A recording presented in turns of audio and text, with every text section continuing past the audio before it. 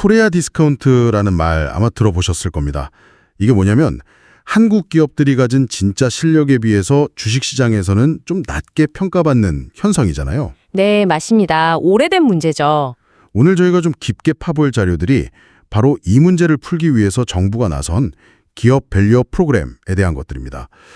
최근에 관련 세미나도 있었고 보도도 나왔는데 이걸 중심으로 정말 변화가 있는 건지, 핵심이 뭔지 한번 같이 보시죠. 네, 좋습니다. 이번 이야기를 통해서 그래서 어떤 기업들이 참여하고 있고 또 주주 가치를 높이려고 구체적으로 뭘 하고 있는지, 그리고 앞으로 또 넘어야 할 과제는 뭔지 이런 것들을 좀 명확하게 알아보는 시간이 되면 좋겠습니다. 좋습니다. 그럼 먼저 이 밸류업 프로그램 현황부터 좀 짚어볼까요? 정부가 기업 가치를 제대로 받게 하겠다 이런 건데 실제 참여는 좀 어떤가요? 최근 금융위 부위원장이 세미나에서 밝힌 걸 보면요. 대략 한 150개 상장사가 이른바 밸류업 공시에 참여하고 있다고 해요. 150개요? 규모가 감이 잘 안 오는데. 이 기업들 시가총액을 다 합치면요. 코스피 전체의 한 50%, 절반 정도 수준이라고 합니다. 그러니까 시작 단계지만 규모는 꽤 된다. 이렇게 볼 수 있겠죠. 와, 코스피 절반이면 진짜 상당한데요. 이게 뭐랄까 시장 분위기를 바꾸는데 좀 의미로 있는 수준이라고 봐야 할까요? 혹시 뭐 초기 성과 이런 얘기도 있었나요? 일단은 긍정적인 신호는 좀 있다고 합니다. 아까 말씀드린 금융위 부위원장이 이 프로그램 참여 발표한 기업들 주가 상승률이 시장 평균보다는 좀 높게 나오고 있다. 이렇게 언급했어요. 오, 그래요? 물론 이게 뭐 전적으로 프로그램 덕분인지 아니면 다른 요인이 있는지는 사실 좀 더 봐야겠죠. 그래도 뭐 출발은 나쁘지 않다. 이 정도로 볼 수 있겠습니다. 주가도 물론 중요하죠. 근데 사실 투자자들이 더 직접적으로 느끼는 건 뭐랄까 실제 배당이 늘거나 기업 운영이 좀 투명해지거나 이런 부분일 텐데요. 소위 주주 환원 노력, 이건 어떻습니까? 그 부분에서도 변화가 좀 보입니다. 특히 예전에 논란 많았던 물적 분할 제도 있잖아요. 네네, 기억납니다. 그게 개선된 게 좀 눈에 띄어요. 이게 회사의 특정 사업부를 떼서 자회사로 만드는 방식인데 그러다 보면 기존 모회사 주주들 가치가 좀 희석될 수 있다. 이런 비판이 많았거든요. 맞아요. 시끄러웠죠. 네, 그래서 그 절차를 좀 더 주주 권익 보호하는 쪽으로 손질을 했습니다. 아, 다행이네요. 그거 말고 또 어떤 개선들이 있었죠? 내부 정보를 이용한 불공정 거래, 이거 막으려고 내부자 거래 사전 공시 의무를 좀 강화했고요. 네. 그리고 또 주식으로 바뀔 수 있는 전환사채나 기업이 직접 사서 가지고 있는 자사주 관련 규정도 좀 손봤습니다.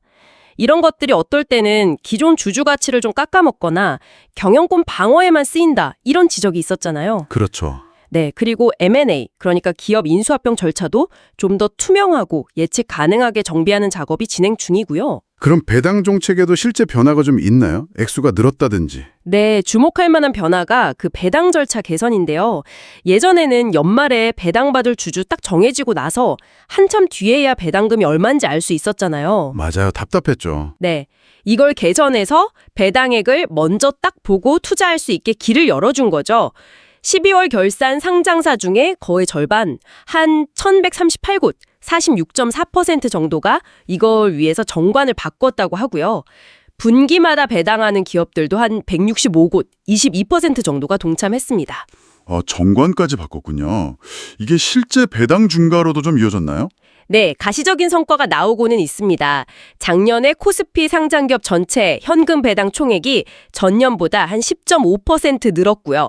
평균 시가 배당률도 0.3%포인트 높아졌다고 해요. 오, 꽤 늘었네요. 이 숫자 자체보다도 뭐랄까 기업들이 이제 슬슬 주주들 목소리에 좀 반응하기 시작했다. 이런 신호로 볼 수도 있다는 점이 중요하겠죠. 물론 이게 뭐 반짝하는 게 아니라 계속 이어질지는 좀 지켜봐야겠지만요. 이렇게 긍정적인 움직임이 있는데 그래도 분명히 한계나 앞으로 풀어야 할 숙제도 있을 것 같아요. 어떤 점들이 좀 지적될까요? 물론이죠. 금융위 부위원장도 지적했듯이 저출산 고령화 같은 인구 구조 변화나 뭐 국내외 정치, 경제 불확실성 같은 거시적인 요인들은 사실 정부나 기업 노력만으로는 좀 어렵잖아요. 네, 그건 그렇죠. 이런 구조적인 문제들이 밸류업 프로그램의 성과를 좀 제약할 수도 있다. 이런 우려가 있습니다. 전문가들은 어떤 제안들을 내놓고 있나요? 자본시장연구원의 강소현 실장이라는 분이 두 가지 측면을 강조했는데요. 하나는 시장 접근성을 높이는 겁니다. 예를 들어서 기존 거래소 말고 추가적인 주식 거래 플랫폼, 대체 거래소 ATS라고 하죠. 아, 네. 그리고 비상장 주식거래 플랫폼 이런 걸 좀 활성화해서 투자자들이 더 쉽게 다양한 기업에 투자할 길을 좀 열어줘야 한다 이런 거고요. 네. 또 다른 측면은 뭔가요? 다른 하나는 균형입니다.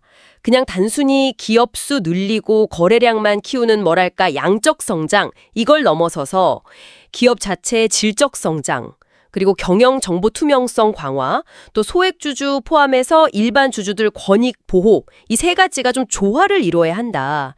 겉모습만이 아니라 속을 좀 튼튼하게 다져야 한다는 의미죠. 네, 질적 성장과 투명성, 주주 보호, 중요한 지적이네요. 법 집행 관련해서도 얘기가 있었던 것 같은데요. 네, 연세대학교 김유성 교수의 지적입니다. 현재 우리나라 자본시장의 불공정 거래 막는 법규 자체는 상당히 잘 갖춰져 있는 편이다 이렇게 평가를 하면서도요. 네. 결국 중요한 건 금융당국이 이걸 얼마나 엄정하게 집행하느냐에 달렸다 이렇게 봤습니다.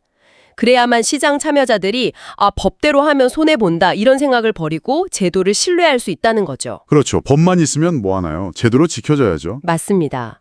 그래서 신속한 제재, 그리고 실효성 있는 조사체계 마련, 이게 시급한 과제다 이렇게 덧붙였습니다. 법이 실제로 작동한다는 믿음, 이걸 줘야 한다는 겁니다. 자, 정리를 좀 해보면요. 기업 밸류업 프로그램이 이제 참여 기업도 늘고 있고 주가나 배당에서 일단 긍정적인 신호들이 나타나고 있고 또 지배구조 개선을 위한 제도적인 기반도 다져지고 있는 그런 상황이군요. 네, 맞습니다. 하지만 동시에 인구 문제라든지 거시경제 불확실성 같은 구조적인 어려움도 있고요. 그 속에서 정보 투명성은 더 높이고 주주권익은 실질적으로 보호하고 무엇보다 공정한 시장 질서를 위한 엄정한 법 집행 의지를 보여주는 것, 이게 여전히 중요한 과제로 남아있다. 이 점도 확인했습니다. 네. 이런 기업 가치 제고 노력이 앞으로 어떤 변화를 가져올지 계속 지켜보시는 게 중요할 것 같습니다. 마지막으로 이런 질문을 한번 던져볼 수 있겠네요. 정부 정책이나 기업의 노력을 넘어서서 한국 시장에 깊게 뿌리내린 근본적인 할인 요인을 해소하고 정말 모든 투자자의 신뢰를 온전히 얻으려면 우리 사회에 더 필요한 건 과연 무엇일까요? 이 질문을 한번 곱씹어 보시는 것도 의미 있는 시간이 될 것 같습니다.